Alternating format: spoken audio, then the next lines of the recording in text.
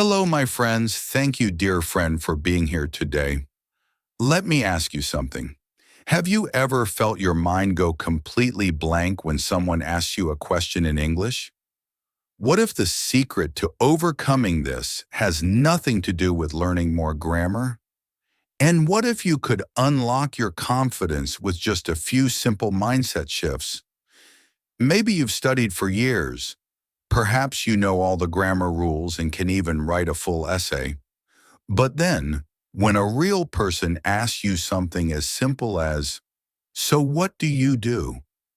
your brain just shuts down. You freeze. You start to feel nervous. Your heart begins to race. You want to say something, but the words just won't come out.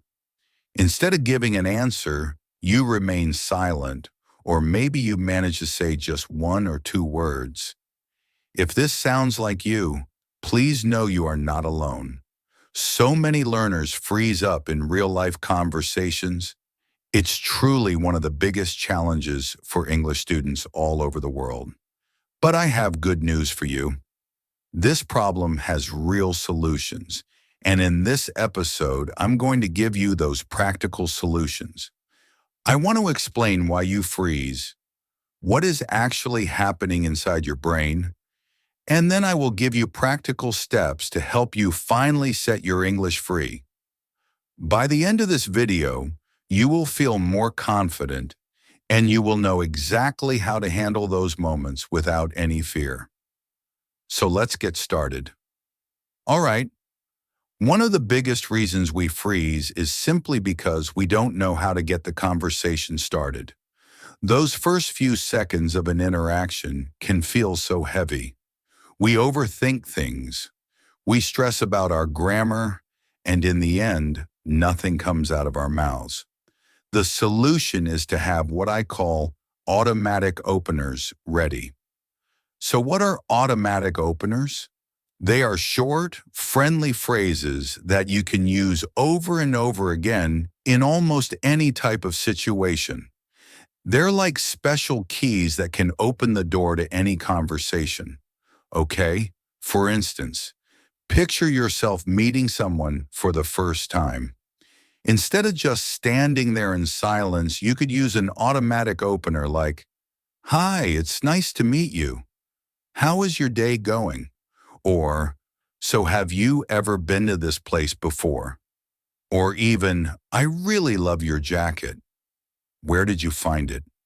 These openers are not supposed to be difficult or complicated. They are simple, natural, and incredibly flexible. You can adapt them to nearly any context. And the best part is, because you practice them beforehand, they will come out automatically without you needing to think. Imagine them as little songs that your mouth already knows how to perform. When the music begins, you don't have to look at the notes, you just start singing. So here's your action plan. Write down 5 openers that feel natural for you. Practice saying them aloud every single day. Say them to yourself in the mirror. Say them while you're in the shower. Soon they will become second nature. And the next time you're in a face-to-face situation, you won't freeze. You will kick off the conversation with confidence. Automatic openers are so effective because they eliminate the most difficult part, the beginning. Okay. Another very powerful technique is visualization. This simply means you imagine the situation in your mind before it actually occurs. It might sound basic, but it is incredibly effective. Why? Because your brain often can't tell the difference between something you vividly imagine and something that's real. When you picture yourself speaking English confidently, your brain is already getting the practice it needs. You're basically rehearsing, but without any of the pressure. Here's an example. Let's say tomorrow you plan to visit a cafe and you need to order in English. Before you leave, just sit down quietly for 2 minutes. Close your eyes, picture the cafe in your mind's eye. Imagine the details, the menu, the person at the counter, the aroma of coffee, then vividly imagine yourself speaking. Hi, could I please have a coffee? By doing this, you are priming your brain for the experience. When you get to the actual cafe, the situation won't feel so strange. It will feel like something you have already done before. You can apply visualization to all kinds of situations. A job interview, making a phone call, or even just a casual chat with a friend. Just take a moment before the real event happens, close your eyes and mentally rehearse the conversation. This method is particularly useful for learners who struggle with anxiety. This is because instead of walking in unprepared, you are walking in with a mental roadmap. You're giving your brain a sneak peek. The truth is, visualization doesn't require hours. It only takes a few minutes, but it can completely transform your level of confidence. Now let's discuss another strategy. I call this strategy time boxing.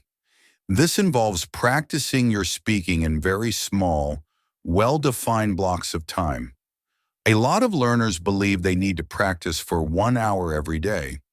They place immense pressure on themselves, and when they can't meet that 1 hour goal, they end up doing nothing at all. But the real key to fluency isn't found in huge blocks of study time. It's found in small, consistent moments of practice. So here is the time boxing method. Select a very small window of time, for instance, 2 minutes. Yes, just 2 minutes. Set a timer, and for those 2 minutes, speak out loud in English. You can talk about anything at all, what you had for breakfast, your plans for later, or what the weather is like. The topic is not important. What is important is that you are speaking continuously for the full 2 minutes. When the timer goes off, you're done. That's it. You've completed your practice for the day.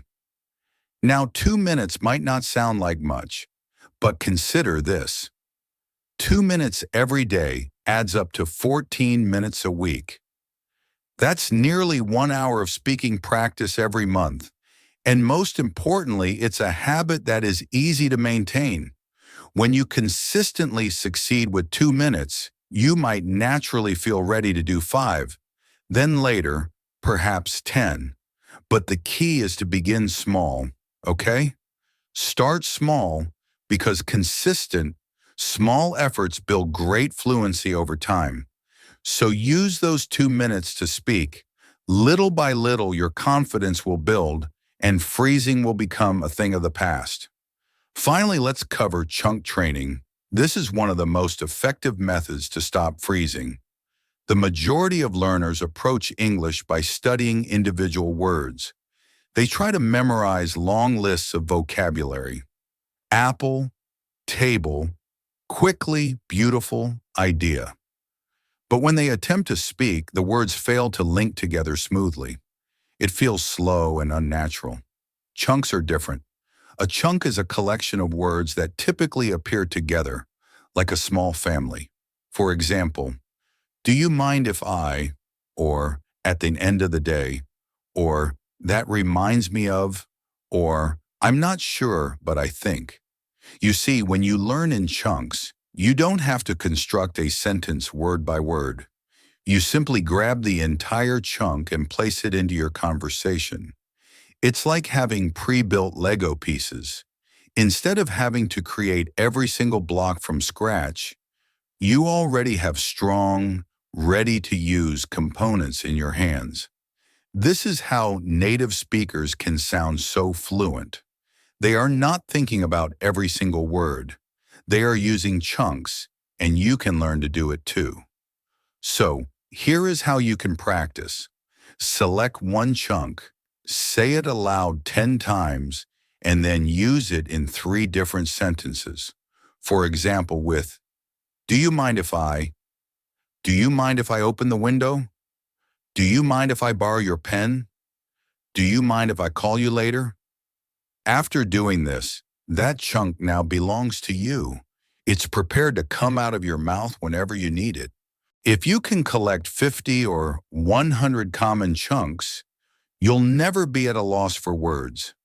You will always have something natural and appropriate to say, and the fear of freezing will start to fade away. So, my friends, these methods may seem simple, but if you put them into practice, they will absolutely change your fluency. You won't be frozen anymore. You will start moving, you will begin speaking, and you will form connections. Before we dive into the practical tools, it's incredibly important that we take a moment to understand what is truly happening in our minds and bodies when we freeze. It isn't a sign of failure, and it doesn't mean you're bad at English. In fact, it's a completely natural human response. What you're experiencing is a version of the brain's ancient survival mechanism, the fight, flight, or freeze response. Think about it. For thousands of years, when humans faced a threat, like a dangerous animal, the brain had to make a split-second decision. Do I fight it? Do I run away? Or do I freeze, hoping the threat doesn't see me? When you're in a conversation and suddenly put on the spot, your brain can perceive this social pressure as a genuine threat.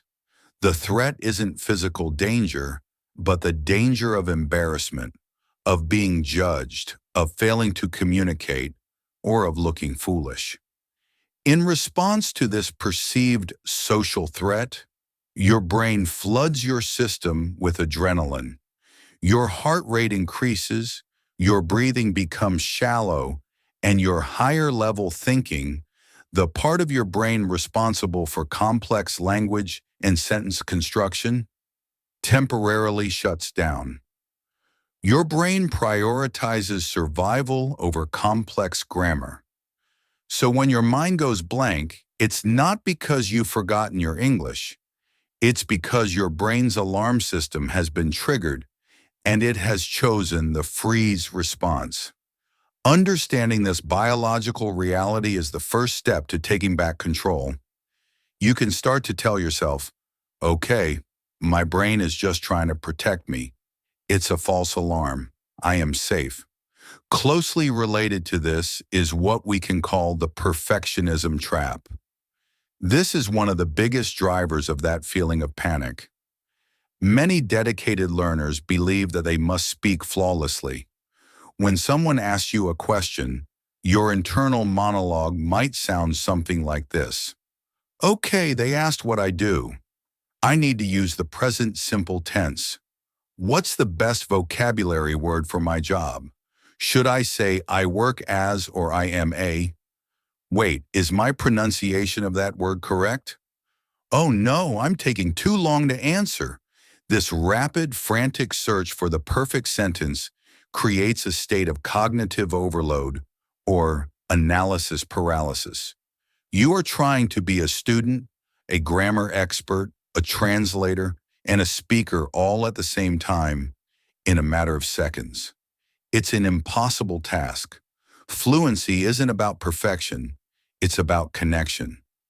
Native speakers make mistakes, use filler words, and self-correct all the time. The goal is to communicate an idea, not to pass a grammar test. By giving yourself permission to be imperfect, to use a simpler word, to make a small grammatical mistake, you release an enormous amount of mental pressure. This liberation is precisely what allows the words to start flowing again. Another powerful psychological barrier is something researchers call the spotlight effect. This is our natural tendency to believe that other people are paying far more attention to us than they actually are. When you're speaking English, you might feel like a giant, bright spotlight is shining directly on you, illuminating every single mistake for the entire world to see. You worry that the person you're talking to is mentally correcting your grammar or judging your accent. But here's the reality. Most people are not listening to you with a red pen, ready to circle your errors. They are simply listening to your message. They are focused on the what you are saying, not the how. They are likely more interested in learning about you than in analyzing your verb tenses. Furthermore, most people are empathetic and patient, especially if they know you are not a native speaker. They are often impressed that you are communicating in a second language at all. Once you realize that the intense spotlight you feel is mostly in your own mind, the fear of judgment starts to shrink. You're not on a stage being evaluated. You're just in a conversation, sharing a moment with another person. This leads us to the most important mindset shift you can make, moving from a performance mindset to a connection mindset. A performance mindset views every conversation as a test. You either pass by speaking perfectly, or you fail by making a mistake. This mindset is exhausting and creates constant anxiety. It's all about you and your ability. A connection mindset, on the other hand, changes the entire goal. The objective is no longer to perform perfectly, but to connect with the other person. Your new goal is simple. Did I successfully share my idea? Did I understand their question? Are we building a small bridge of understanding between us? When connection is the goal, mistakes are no longer failures. They are just minor bumps in the road. You might use the wrong word, but if the other person understands your meaning, you have succeeded. This shift takes the focus off of you and places it on the shared experience of communication. It lowers the stakes dramatically and makes speaking English feel less like a high-pressure performance and more like a collaborative activity. So as we move into the practical solutions, keep these core ideas in mind. The techniques we are about to discuss are specifically designed to counteract these psychological hurdles. They are your tools to calm the brain's false alarm, to escape the perfectionism trap, to dim that imaginary spotlight, and to build a connection mindset.